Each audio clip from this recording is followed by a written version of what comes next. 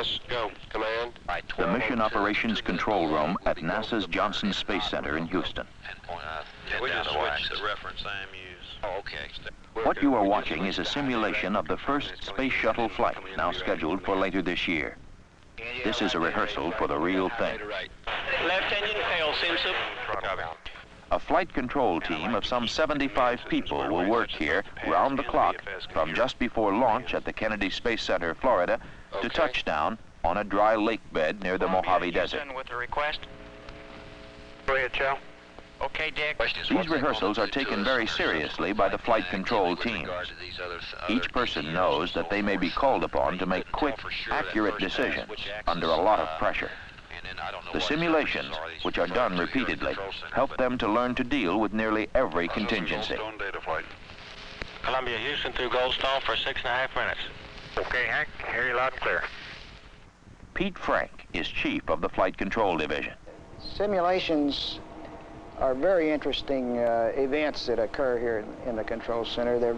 First of all, to say they're very realistic, very high fidelity simulations, especially from the flight controller's viewpoint. The flight crew, of course, don't get the same physiological sensations that they would get in space flight, but their data and everything that's presented to them in the simulator is very realistic. But here in the control center, of course, we don't have any peculiar physiological things to have to simulate. So, by presenting the data on the display system and having the rest of the system respond in a way that it would also respond during a flight, to a flight controller here, it can get so realistic that there are times when you actually forget you're simulating, and you become so involved and so wrapped up in the simulation, it really sometimes feels like it's the real mission. It's that high fidelity thing. The youngest member of the flight control team is 19-year-old Jackie Parker. She is working toward becoming a data processing system flight controller with responsibility for the space shuttle's computer system. I don't think the toughest part is the mission itself, because I think by the time we get to the mission, we will be very well prepared, and we've learned and built up such confidence in our team that is not the most difficult, I don't feel. Right now, I think is the most difficult. It's the learning. The system is very complex. It's not the type of job where you go to work, you have a project, you finish your project and you get a pat on the back or a slap on the hand or whatever, and you're done with the project, and then you go on to another one. It's not at all like that. Your training process is never ending. You're always learning, you're always studying, and I think that's it. We don't get immediate feedback. We just don't.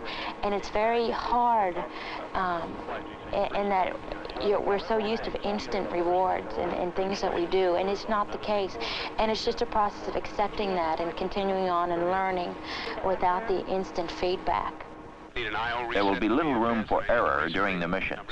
So when a lead flight director detects a problem in the simulations, he lets people know about it. You guys better start getting these things on mission notes. I'm getting 5 requests from 5 operators, and the Capcom's trying to talk, and we're trying to listen there to grow, and we're not going to get there, gentlemen. Start writing them down. Trying to really find out now if it's a true NASA's flight control team, preparing now for the critical part they will play in upcoming space shuttle missions. Ready for TACAN data whenever you are. Okay.